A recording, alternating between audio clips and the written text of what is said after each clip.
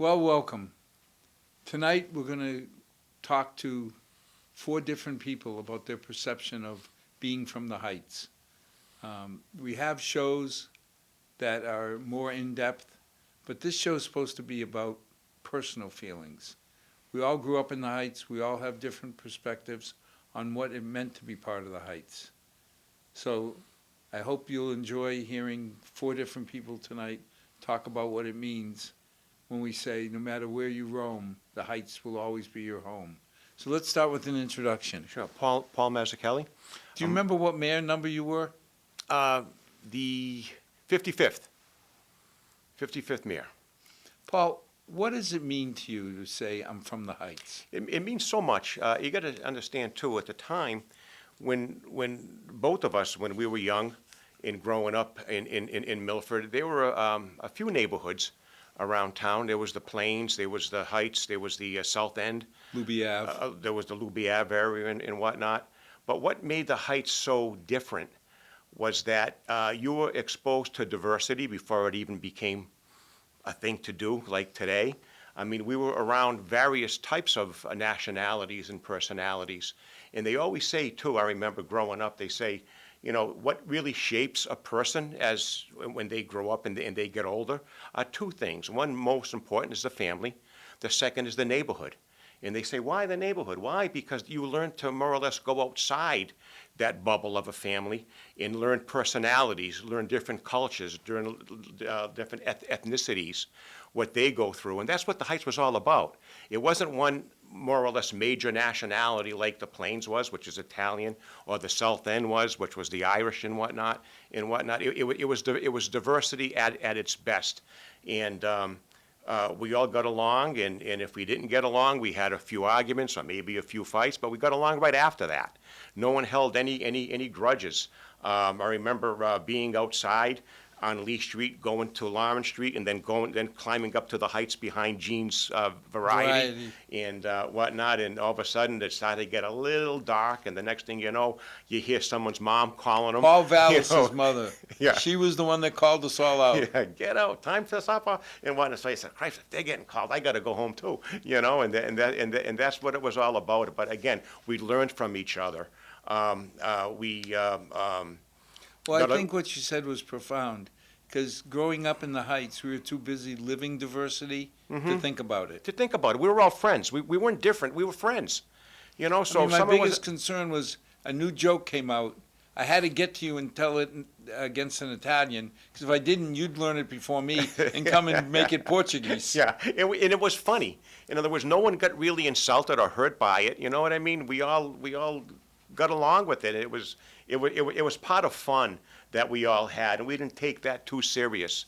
And that's what made it fun. That's what made it friends. We were among friends, you know. And even if you didn't know any, because it was a large area, and of course Prospect Heights itself was a big neighborhood, you know, with a lot of multifams and whatnot, and you know, to even just meet somebody that wasn't in your group, it was fun.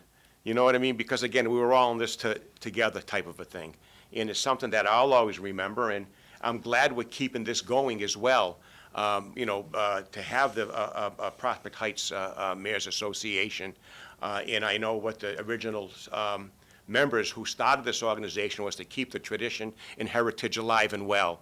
And that's what's happening, and God bless the generations of membership that is still today, such as us and other mayors and other members that are still keeping this alive today. Because, Albert, what this neighborhood has done for the town of Milford, for the neighborhood and for the people who grew up in it, is just too important to forget.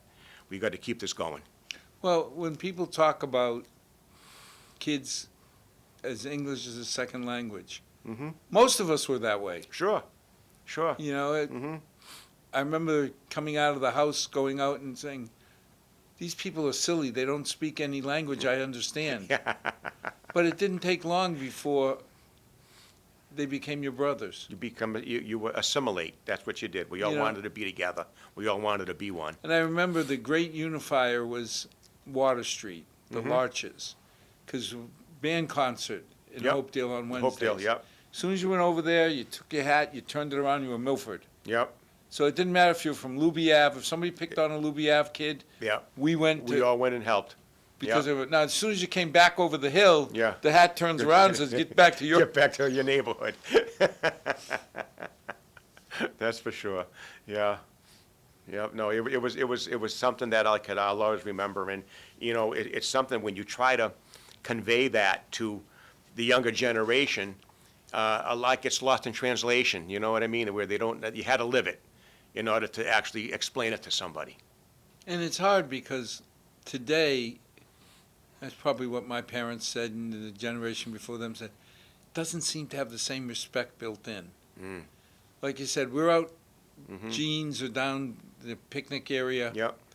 and Paul's mother at 6 o'clock would yell, dinner! Mm-hmm. And you're right, the thing that hit me was, oh, I better get home I too. better get home too. Right. Right.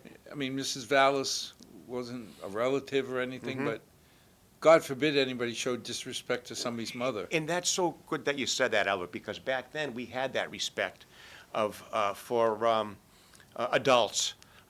It was always Mr. or Mrs. So-and-so.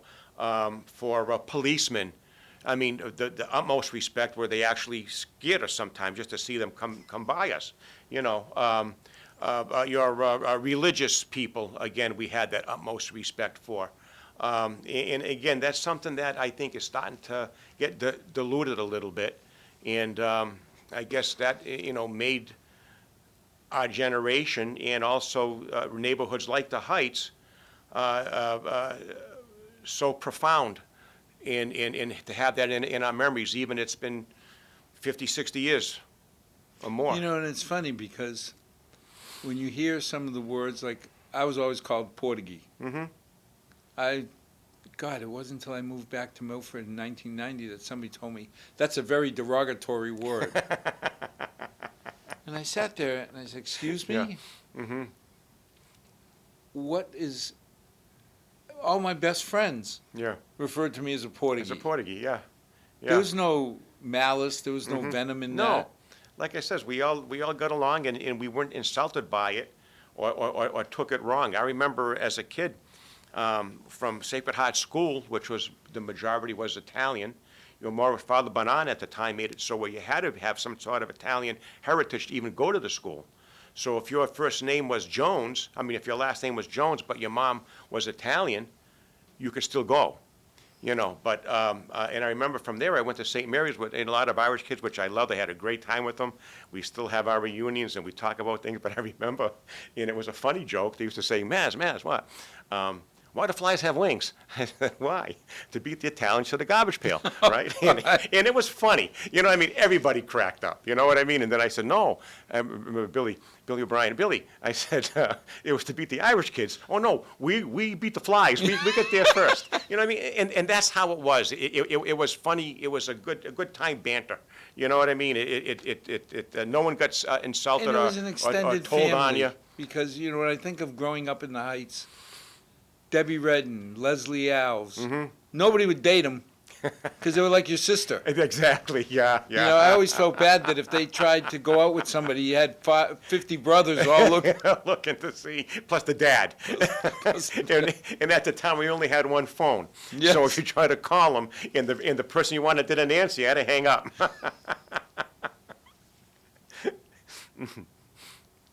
If somebody asked you to summarize what the Heights meant to you, what it means to you now, what would you say? Like I said, it gave me a lot of good memories. It taught me a lot, and like I mentioned before, I think it had some sort of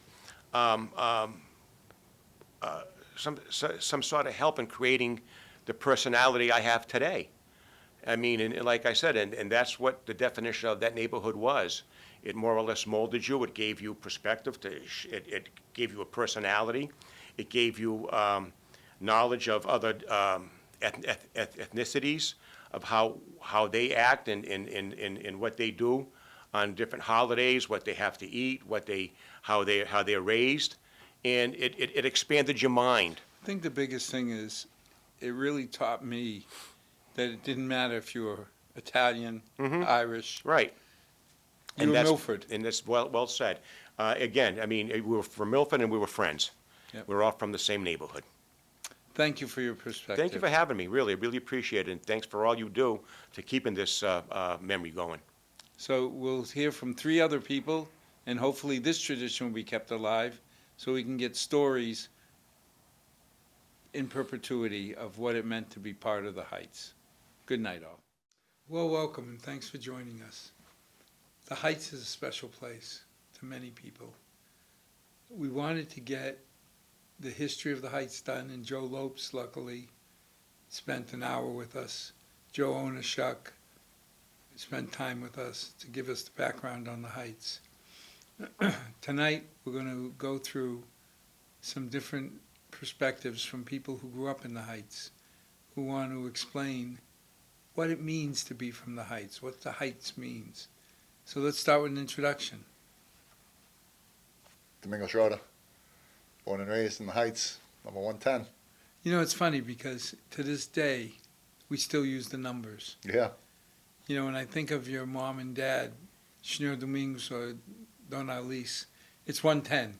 yeah, 110. Yeah, You know, you think of people, Joe Duke, 19. yeah, You know, Manny Chavs, 11. yeah. That was my grandmother's. There's a saying that no matter where you roam, the Heights is always your home. It's true. What does that mean to you?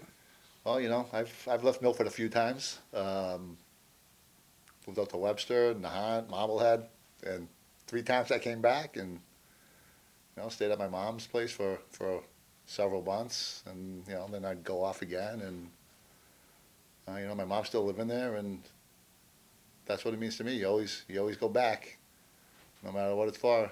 It's always something pulling you back. It's like a black hole, maybe. You know, you just can't escape. Just when you thought you were gone, it sucks you back in. I can't disagree because being born and raised in the area, you know, on the edge of the Heights, I did what every Milford kid wants to do as soon as he can, run away. Yeah. And we ran to D.C. and loved Washington, ran to Paris for a number of years, enjoyed being in Paris. But when it came down to having a daughter and raising my family, back in Milford. Yeah, it's not a better town. It's a great town. It's changed, but, you know, I go to the Heights all the time. I see my mom. And, you know what? It's changed. It's different, but it's the same. The kids are outside riding their bikes. They're all playing like we used to do. And, you know, I makes me feel good. Warms the heart. If you could think of one thing that's the biggest memory of the Heights, what would it be? That's the picnic, hands down. Every year we were waiting for it, you know, waiting for the parade, waiting for you guys to throw candy at us and, you know, running up and down the street and picking it up and, you know, having the lupinis and shooting the lupinis. And the next day we'd go down to the field and look for money on the ground. You know, all the drunks would drop dollars and quarters and, you know, we find a couple bucks and we go up to Jean's and Those buy brings back candy. memories of the old bandstand. Right? Exactly, right? You always felt bad for the tuba guy because he was getting pelted Yeah. with the beans. Yeah, them and the, remember the little prickies? We used to throw the little prickies. When people weren't looking, we'd throw them in their hair and their backs. And we were little devils, for lack of a better word. Well, you know, it's funny because your father, Senor Domingos, and my father, I think there wasn't a day they weren't together. Yeah. You know, I was there a lot of days with them. Making wine, drinking wine, working on the farm, you know, stuffing sausages. With now Mystic Lane, you know, Korea Circle, Yeah, used to be the farm there. exactly. Yeah, you guys were to the right, and my parents were behind your house. Yeah, and what a farm it was, you know. And again, we were little devils. Sometimes we go in there, and me and John Perry and David Owls and Michael Perry, and we go in there and we'd raid the farm. We'd steal peppers and tomatoes, and yeah, the good old days, man. And the linguiça. Yeah, yeah, I never forget how much I hated when that truck pulled up and there'd be 5 or 6 pigs already prepared.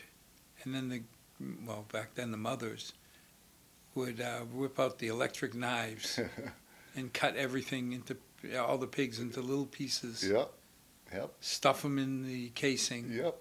And smoke them in your smokehouse. And smoke them. My father built a smokehouse Yeah. just for the linguiça. How about the wine? Remember you had that big, Oh. we used to step on the grapes. I remember me and my sister Lana, we'd go in there and we loved it. We were getting dirty, running around on the grapes, jumping on them, you know, it was awesome. Those are the good old days. We had a lot of wine. We made a lot of wine over there. A lot of wine, a lot of He made up chorizos. 3 barrels. He could make up to 200 gallons Yeah. by law. And he made 3 50-gallon barrels of wine. Yeah, and my father made 3. And you know what? They drank all 3 of them. It's amazing. Yeah, it sure was. Ah, the good old days. Very nostalgic, you know. Well, I think the friendship between your father and mine was very indicative of what came out. Because it was never, well, will you help me? It's if one of them had a project, the other one jumped in. Well, your father was not only was a great guy. Let me start by saying that. But your father was a helper. He helped everybody. You know, I know he helped my parents and my mom and your mom too. They were tight as well. You know, but without a doubt, I mean, your father was you know, he helped a lot of people. He's a good man. As a matter of fact, he gave me the old green cutlass. Remember the green Oh, cutlass? God, yeah. Oh yeah. It came He gave from me my that- uncle to my father. And When I got out of college, I was actually I was still in college, and yeah, and he gave me that. It didn't need a key to start. And I remember one day we were up at the bowling alley, me and Carolette and Mario Vaz and his girlfriend, and we were walking into the bowling alley, and Carolette said something to Mario's girlfriend how it doesn't need a key to start. So we went and we bowled. We came out, the car was gone. Somebody stole the car. So, you know, loose lips sink ships. And, yeah, those, But the picnic was something special. without a doubt. I remember when we were little kids, the old Portuguese club, Mm. the end of Prospect Heights. You'd go there and you had the girls on one side of the hall, the boys on the other, and looking at each other. I mean, this is something you'd see in the 1950s movies. Everybody looking saying, who's going to be the first guy who walks across and asks a girl to dance? Let me tell you, when I was a little kid, you know, my father used to do a lot of cooking, you know, for the picnic. You know, he'd make the tripe, and I don't know, 5, 6, 7 years old. I mean, we were just little kids. And I remember we'd hang around at the club downstairs. They had a little ping pong table, and you know, all the old Portuguese guys were down there making all the stews and the tripes and everything that they ate, and it was just stuff we look forward to every year. You know. That was funny because I think of the linguiça and the chorizo, how every mother had this special secret family recipe. It was all the same. Yeah, what wine? Came down to who made the best wine. And they would make it, and then we'd have the debates on who made the best linguiça. Yep, yep. I didn't care. I just got to eat linguiça and pop six. So we used to eat it before it was even the linguiça. I remember we would be stuffing the sausage, you know, at your parents' house. You know, we had was it a grill or whatever it was, a stove in the garage. In the you know, garage in the yeah, back. And we'd be just cooking up the meat and just picking away at it, you know. That's I wasn't funny. really cool with the casings. That's kind of had like a foul little smell to it, but Well, the minute I found out it was pig gut. yeah, tastes good though, doesn't it? Yeah, it tastes great, but it was back then it was like, ooh. Yeah, it's smoked though. It's smoked, so it's good. It was good stuff. Yeah. I remember the first time my wife came to the house, and we went into the wine cellar, and they had the presuntos aging. Yeah. And she went nuts when she said, look, it's got mold on it. I said, Yeah. yeah, Yeah, you just scrape it off. scrape it off. Scrape it off, cut yeah, a chunk. Yeah, it's like penicillin, right? Yeah, no doubt. I mean, it was just a great place. And you had the pool too, right? I mean, so you had Casey Pool. Casey so, Pool. So, you know, as we got older, you know, we would go to the picnic, and then at night we'd jump the fence and go swimming at the pool till Ackerby would call the cops on us, and then we'd all be scattering all over the place, you know? I remember the first time the cops showed up, I was up on the high dive board. It's like, uh-oh, what do I do now? You jumped. Jumped and Yeah. ran like heck. Yeah. So we all did that, right? I mean, you were a different generation, you're a little bit older than me, but we all did the same stuff, right? Whether it was the you know, playing in the court, you know, we played every sport. I mean, every sport there was. I mean, we had the baseball field, the you know, basketball court. We used to play hockey in there. I mean, we did everything, you know. The manholes, sliding down the hill at the old, you know, by the old club. I mean, we all did those things. It's funny, we all thought we invented them. Yeah. Cardboard box. How about the barns behind my father's house? We'd all jump roof to roof to roof. Roof to roof to roof. Those My are the car Yeah, garages. yeah. My father would come home and yell at us. Yeah. You know, it was funny because back then, if your mother said something, you didn't dare disrespect her by not following. You know, Al, sometimes I just did. And I paid the price. I was going to say, it didn't matter if I it was paid the your price. mother or my mother. Or Well, the mothers had this unified approach that if one of them said, don't do this, or, now that's different. Yeah, if another mother told you not to do something and you did it, you couldn't get home fast enough because you had to beat the phone call. yes, that's the truth. Oh yeah, or either that or they would just take matters into their own hands and just give you what you Whack. deserved. Whack, exactly, Get a whack. exactly. But you know what? I wouldn't have it any other way. No. I mean, it didn't matter what we did. The guest hill on our big wheels or skateboards, and there's just I remember when we first got into the BB gun wars. you were those two. You guys did those. We had Oh, those. we did them too. And Across you- the street, And right? you always accused somebody of sliding in a pellet. Oh yeah. Because, ow, that hurt harder than a BB. Yeah, that was a 10 pump. You can only pump 3 Yeah. times. Oh, we used to have rock fights, apple fights. Remember the apple tree at the top of the heights? Oh, With God, the little yeah. apples, the little crab apples all fall. I mean, how many apple fights did we have growing up? Waiting for the school bus, Throwing snowballs at cars. They would drive up Water Street. We'd throw snowballs at them. Every now and then somebody would stop and chase us, and we'd scatter. So, if somebody was to ask you what makes the Heights so special, what would you say? What doesn't, man? I mean, it's just a group of people, just the friendships, the bonds. I mean, as you know, we get together every year at the reunion, and we don't see people for a year or two or whatever, and it's just you pick up right where you left off. It's just a great place to be, great place to live. It's different now, but it's still great. My mom still lives there, and Still in 110. still in 110. She'll never leave. Yeah. Well, thanks Yeah, for God joining, bless her. Thank you. Yeah, and thank you thanks for having giving me. us your perspective. Absolutely, Al. Thank you for having me. It was great. Appreciate it. It's an honor. Thank you. And the Heights is a special place, It is. and we'll keep asking people to give us their perspectives. So, as always, may God bless. May tonight be a better night than any night you've had, and may tomorrow be an even better night. Good night, all. Tonight, we're going to go over the Heights. We have a show on the history of the Heights and what some of the mayors were brought to it, but we wanted to get the personalities that made the Heights, the reason that people care. I mean, everybody from the Heights knows the saying, no matter where you roam, Prospect Heights will always be your home. Those are words. Tonight we want to start getting the emotions as to why that makes sense. So why don't we start with an introduction?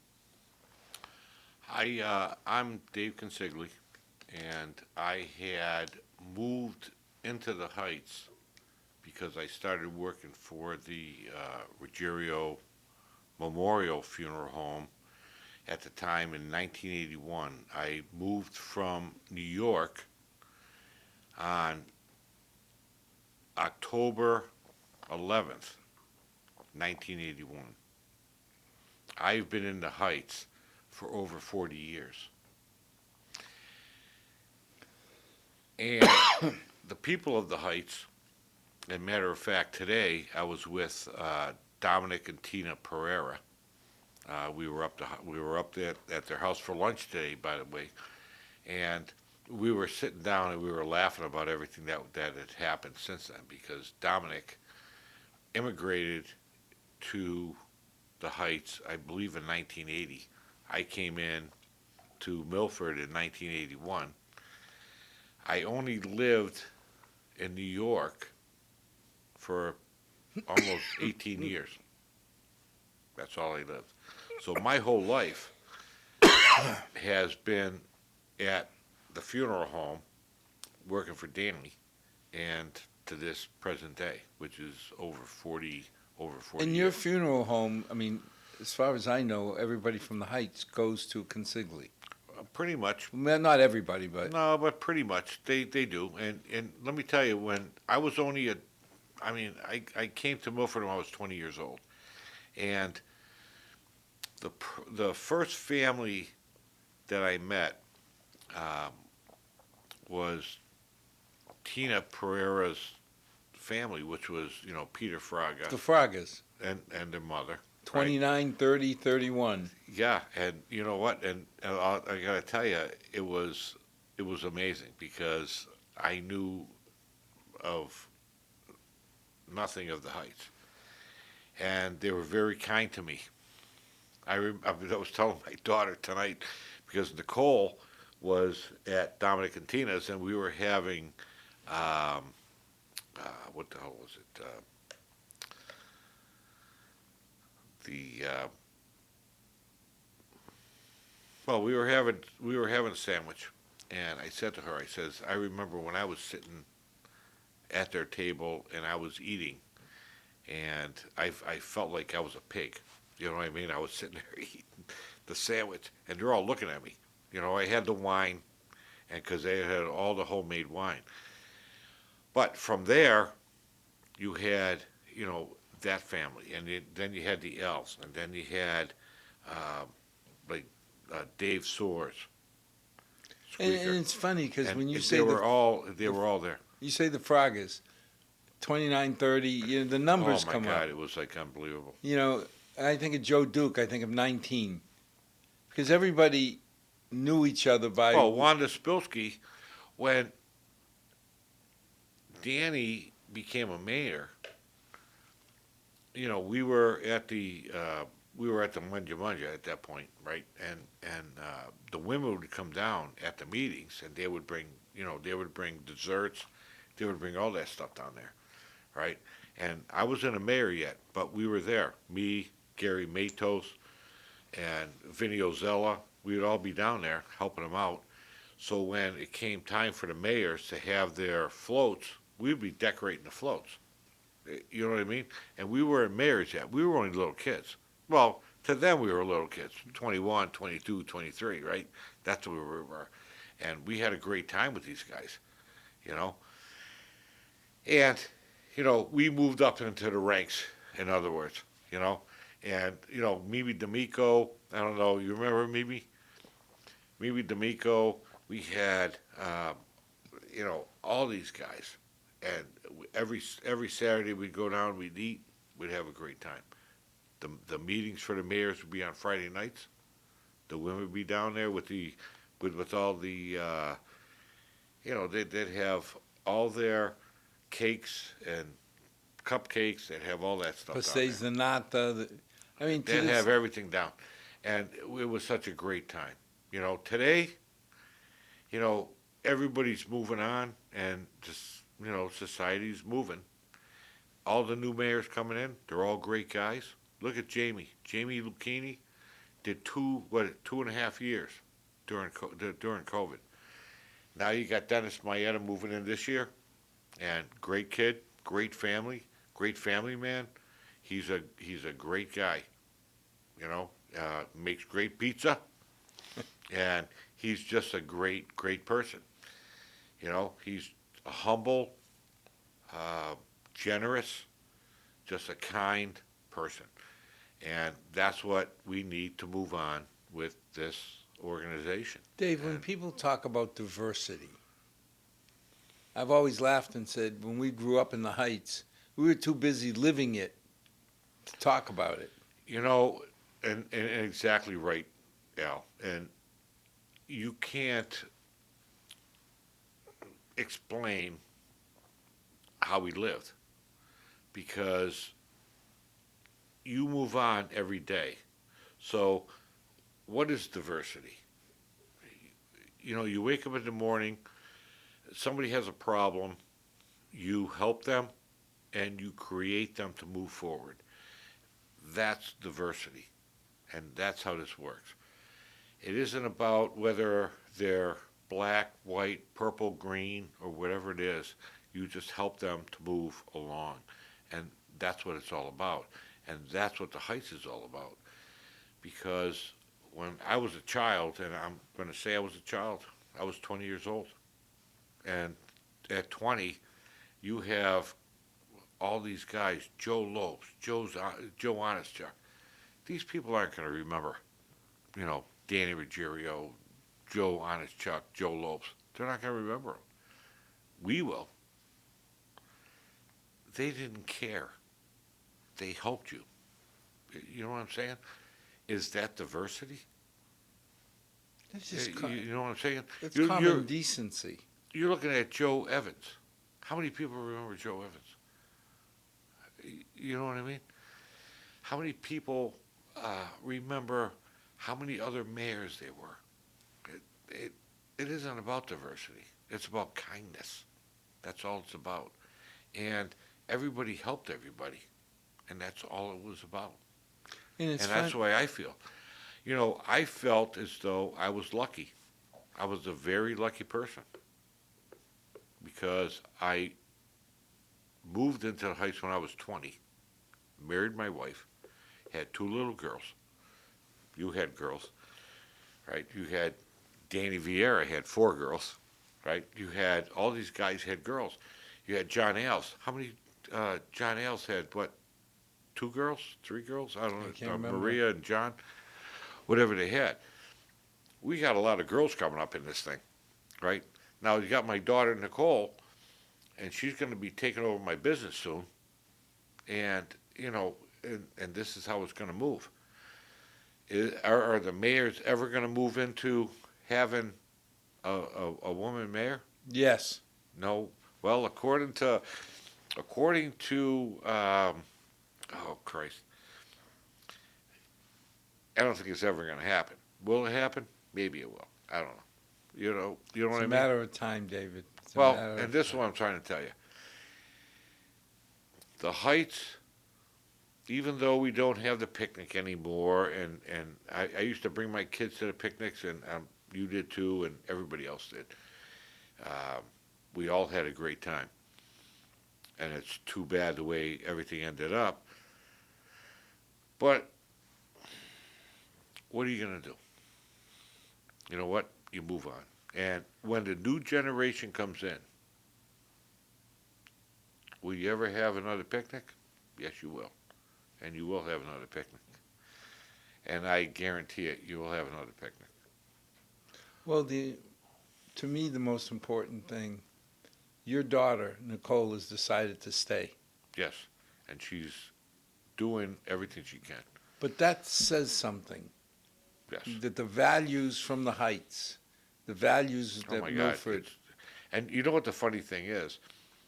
She married an Armenian guy too, which is which is really it's not funny. I shouldn't laugh, but she married an Armenian. And so when you look at the Armenian organization, she can go under Armenian or she can go under Italian. That's where she can go. So she got 2 to go under. Now, whether or not they're going to put her there, that's totally up to them. And let me tell you, I give the girl a lot of credit because just like you give your daughter a lot of credit, and John gives his kids a lot of credit, and Danny gives his girls a lot of credit. All these guys that had girls, because we all had girls. You know what? They're the future. They're the future, and that's the way it is. well, now Yeah. you start looking, you got grandkids, Yes, I And got it's- a granddaughter and I got a grandson. and it starts again. Yes, it does. And, I can only hope, I mean, my oldest, like yours, is staying in Milford. They're all in Milford. My daughter is on Vassar Drive. But here's the thing. And both my daughters grew up in the Heights. They've been there for their whole life. And all the kids hung around, and they had a great time. They had their, like Punky, they did their thing. Of course, they didn't do the old fire thing with the stick and all that. But, Punky was a whole different ball game as a Vito. But, hey, they did their thing with all their friends, and they created their own atmosphere. And I'm trying to be kind. What makes the Heights special in your mind? Oh, my God, it's community. the community is insane. And that's what I loved about it, because everybody loved everybody, and they took care of everybody. And that's where I believe the whole center was about caring about people. You know, will you get that today? Yes, you will. Because if you go up in the Heights today, you're going to see the same thing. And I know a lot of people look at it and say, well, you know, there's a lot of stuff going on. No. You got your neighbor, you got your kids. The kids are in the park, and they're having a great time. I see it. I see it. If I had younger kids today, they'd be up there playing. Yeah. And they are playing. You got the kids playing soccer up there. You got the kids running around. There's a lot of things going on. And we're older now, Al. You understand that we're older, right? That you understand that. I'm 63. I know. You're still a child. I'm 68. I know, but I'm 63 and I see it. But I love when I drive by and I go to Jeans and I go in there, get my stuff, and I look and I see the kids playing. It's a beautiful thing. It's a beautiful thing. Thank you for giving us your perspective. Oh no, it's a great thing. And thank you so much for having me. And if this is going to be played at the Mayor's Reunion, Dennis, God bless you, man. And 100 years. That's all I can tell you. Good night, all. Well, welcome. Tonight we're going to continue talking about the Prospect Heights and what it means to come from the Prospect Heights. I hope that everybody understands. If you want the history, our historian Joe Lopes has done 2 shows that go through the details of the history of the Heights, and Uncle Ed Bertorelli has done a show to talk about the Heights and how it fit into Milford. But tonight we're going to go through with 4 different mayors of the Heights what it meant to be from the Heights, what is important to them personally. So why don't we start with the only mayor that had 2 years running. How you doing, Hal? How's everything? Good. Honored to be here. Being a member of the Mayor's Association, being a past mayor is honestly a great privilege.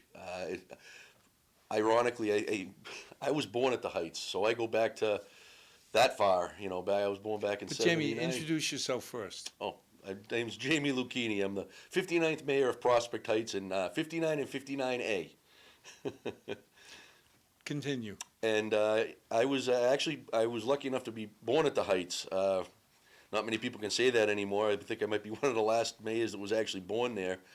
I had the privilege of growing up there for about 5 years. Then my parents moved away.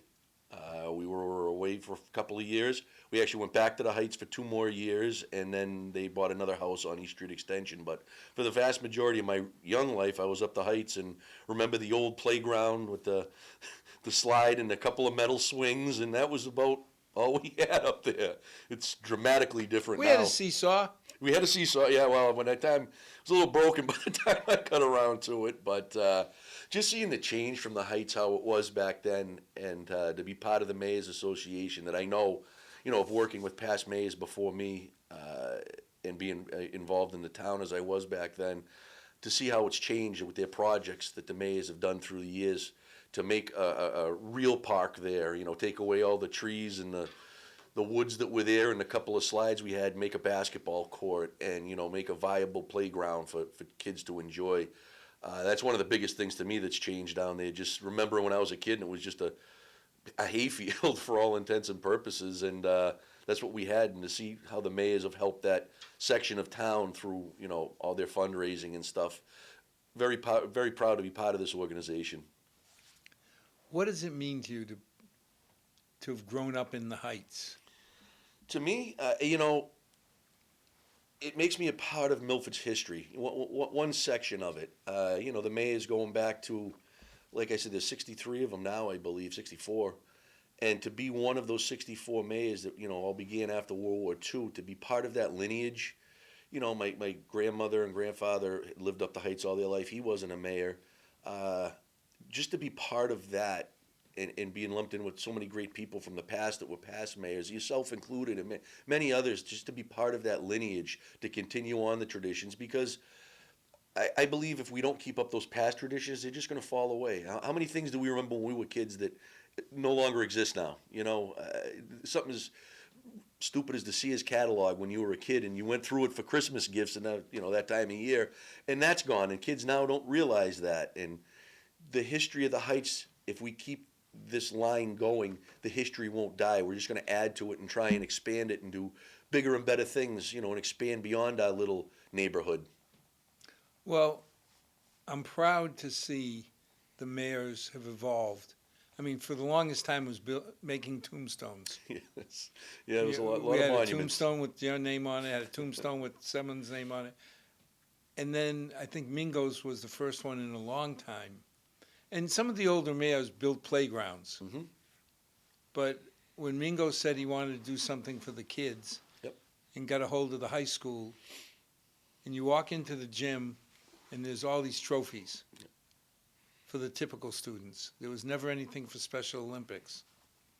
And all of a sudden, the mayors came up with a trophy case, or a trophy wall, I was going to say almost. trophy cabinet. It was pretty big. But then you came up with an idea that was surprising. Well, I'll be honest with you. I kind of stole some of it from Mingo. I was fortunate enough to be at that ceremony when they unveiled the Special Olympics, the FAMASA trophy case, and to see the look and the reaction from the kids and from everybody that was involved in it really, got me starting to think. And like you said, we have so many monuments. How many times can the names be put up? How many bricks can be laid? Things like that, and all things that made the area look beautiful. But I started to look at it a little bit bigger, and I remember when Milford Hospital was a lot smaller than it was now, and I always considered the people that are inside that hospital as residents of the Heights. The hospital's in the Heights, and a lot of them, they're unwilling. They don't want to be in there. They're in there for whatever, health-related issues or whatever other issues there are. And, one of the big things, from the maze, every time we gather, it's eating and drinking, and there's that, that camaraderie of that. And I said, if we could maybe expand that a little bit to people that are going through some tough times in the hospital. A lot of times the hospital's a great place. You go there and they help you out, but it's a challenging time. We've all had family members or ourselves that have been in hospitals, and they're not the greatest of times. So borrowing kind of what Mingo started, I said, I'd really like to dedicate a room at the hospital from the mayors. And it was an ambitious project, and it was right when COVID kicked off. It made it a little more challenging. But I was fortunate enough to raise $20,000, and the fourth floor nutrition room is the Prospect Heights Mayor's nutrition room. So anybody that's going through cancer treatments or any other treatments up there have a little taste of what the mayors are, a little cold drink, a little warm food, any of the above, to maybe give them just a little bit of comfort while they're going there through whatever they're going through. And that was my whole drive on my project, to try and expand the Heights to the people that are there unwillingly. But so key, because people who are there are not there for the best of circumstances. Nobody goes to a cancer treatment area because they want to. And it's hard even on their families. It's not just none of the people going through the treatment. It's on their families. They're there too. Those are long hours. And if we could somehow just comfort them a little bit. I mean, I know it's very small in the grand scheme of things, but any little bit, even if they see that sign and say, "Wow, it's the Prospect Heights Mayors," they understand we're here and we're trying, and that was my whole theory going into that, and I think it was a success. I'm very proud of it. It's actually one of the things I'm most proud of ever accomplished, short of fatherhood and everything else. But as far as fundraising goes and extracurricular stuff, I'm very proud that I was able to accomplish that in a very tricky time. Yeah, that COVID pandemic thing. Yeah, I was the COVID mayor. That's why I said I'm mayor number 59 and 59-A. The only one that's got two years on my blue shirt here. So I had that honor and distinction. If you had one memory that you think sums up the Prospect Heights experience, what would it be? My word or phrase for that would be community. I could walk up and down that street as a kid, as a 6-year-old child, and I knew nothing was going to happen. My parents knew nothing was going to happen to me because, you know, Sylvia was next door, the Mylans were there, and you could walk, and everybody knew you, and it was a protection. You could leave your doors open at the Heights when I grew up, and I know things have changed as time's gone on. Things No, modernize. I never had a key Yeah. to my house. It was never, nothing was locked. Now, I was too young to remember when we lived in number 8, but when my mom bought Mystic Lane, Mhm. we built the first house, the second house, the third house on Mystic Lane. I don't ever remember having a key. I was born in '85, Prospect. I was lucky. I was one of the duplexes, and I was. You on lived one- in the fancy house. Yeah, I was well. Think about it this way: it was my grandparents' house of the side of the duplex. My parents lived there and me, so that was 5 of us in there. And then you went through the garage. Not the garage, through the basement. And my aunt Josephine and her husband Jimmy and their daughter Nancy were there. So it was one big family in between very thin walls. But it's amazing that so many years go by and you still say, I was 58. My mother, oh God, this was in the 40s. She was number 8. She worked at Draper's, got the right to rent a house there. Yep. And what you say is very, very accurate, that Joe Duke's mom, Manny Shav's mom, if they said something, it was like your own parents were Of talking course to it you. was. Of course it was. That's why the community aspect always stuck out to me. And that, I think, is the biggest part of what I see out of the mayors. We are a community, and I'm very, very happy and proud to be part of it and getting more people involved in it, expanding as much as we can without breaking tradition. But anytime you see a mayor, it's, hello, Mr. Mayor. It's Mr. Mayor. It is truly a privilege to carry that title. It really is. And until you go through it, you don't realize it. And then, because there's so much work building up to it. You got to deal with, all the stuff prepping to it, the breakfast and reunion, and then the Christmas party, and all these other great things. And you're so wrapped up in it in your project. Then it takes about a year or two after to take a breath and sit back and realize you're a past mayor. And to really appreciate, you can look at what you did and what people prior to you did, and how you've helped people that have come after you. The little things that you did to help them out. I mean, something like when I handed Paul Brazer after I was done, just an envelope, a packet with all my notes and my outlines. Here you go. Here's a start for you to begin your journey. Well, that was the big reason when I got the book. First thing I did is scan it. Yep. Because everything was handwritten. From the original mayors, Paul Revere and his friends. They And weren't John Hancock. as heavy computer users as the latest mayors. So I was worried that we'd lose the tribal knowledge. Yeah. If you had one last thing to say about being mayor of the Heights and growing up in the Heights, what would you say? I look forward to the future. I think we're headed in the right direction. I mean, like any other organization, we have our squabbles in-house, we have disagreements, but I think overall we're all aiming for the same things. I think all our goals are very similar, and I really see this group blossoming in the next few years. I truly believe that, and I really am glad to be a part of it, and I look forward to what's to come. Thank you for everything you've done and for everything you will do. It's an absolute pleasure, and I, once again, can only follow in the mayors that were before me, such as yourself. And I hope that you guys can look back at me someday and go, well, he did his little part, and that's all any of us can do. People who go in for a cup of coffee or a snack and don't have to worry about getting it while they're comforting their family for cancer treatment may not say thank you because they don't know who did it, but the fact that they're there and getting a benefit from it is something that I'll tip my hat to you for. Thank you very much. As always, thanks for joining us tonight. Good night. God bless. May tomorrow be a better day than today.